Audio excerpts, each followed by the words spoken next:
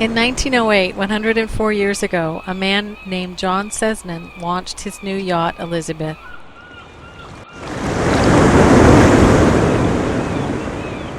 We presume the yacht was named for his recent bride, Elizabeth Wetzel, affectionately known as Bessie, but it could also have been for this little darling, identified in a Puget Sound Historical Society photo labeled Yacht Elizabeth and her sponsor. Elizabeth was designed by the famous naval architect Henry Gielow and had separate crew and captain's quarters, a bathtub, and a generous salon with a Victrola. Mr. Gielow designed many famous yachts, such as Taconite for William Boeing, Delphine for Horace Dodge, at the time the largest private yacht in the world, Black Douglas for Robert Roebling, the Cattle King, the non-magnetic floating observatory, Carnegie for the Carnegie Institute, the sailing yacht Vega, and many, many others. Elizabeth was built here in the Northwest at Anderson Boatyard on Seattle's Lake Washington, and must have been transported to Elliott Bay via the Black River for her launch in the Duwamish Waterway. Soon she was making waves around Puget Sound and in Victoria, BC, where she was the Commodore's host yacht at the International Regatta of 1909. The coal millionaire John Cessnan was at the peak of his success. Cessnan made his money in the gold rush boomtown of Nome, Alaska. Prospectors like this one were streaming north by the thousands, and they all needed coal for their stoves and boilers. Cessnan managed to corner the coal market, then assembled a fleet of ships and barges to land thousands of tons of coal on the shores near Nome. The shallow beaches at Nome, though, made it tough to land cargo, so he constructed the largest cableway in the world at that time. John Cessnan turned coal into gold. Sadly, just 4 years after launching his prized yacht, Mr. Cessnan died, but he left a legacy that lives on even today. Cessnan spent his last few years exploring the southeastern Alaskan waterways with his two favorite companions, Bessie and his Elizabeth. We can only wonder what became of Bessie, but the yacht Elizabeth has passed through the hands of a few appreciative owners, changing names at least twice. After Cessnan's death, Elizabeth was sold to Frederick Buscombe, 11th Mayor of Vancouver, BC, and later President of the Vancouver Board of Trade, during which time she was known as Barnaby. She was subsequently owned by entrepreneur and Vancouver boat builder A.W. LePage, who may have been the one to christen her Tusitala.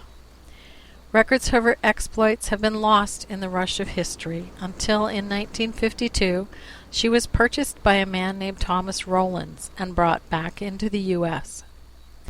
Here she is shown leading the parade of yachts through the Montlake Cut at the opening of the 1961 yachting season.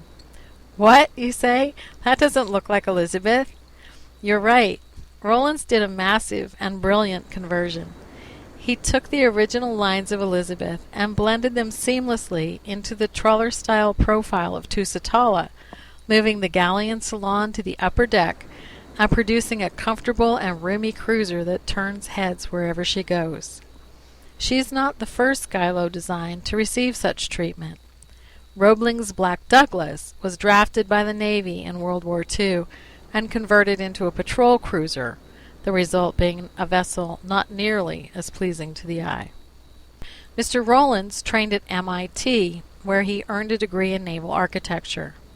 On the West Coast, he taught naval architecture and general engineering at the University of Washington and was a partner in Lock Haven Boatyard, where he transformed Elizabeth into the Tusitala of today, cruising to BC, Desolation Sound, and Princess Louisa Inlet every summer, working on the conversion during the winter.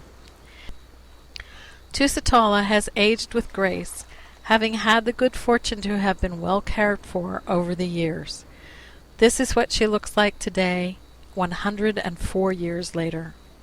Her life has spanned over a century, and still she lives on, having outlasted the dreams and vigor of many. Certainly each new owner was captivated at first sight by the dreams, visions, and the yearning for adventure that's exemplified in her classic lines and proud heritage. Tusitala truly is a storyteller for all ages.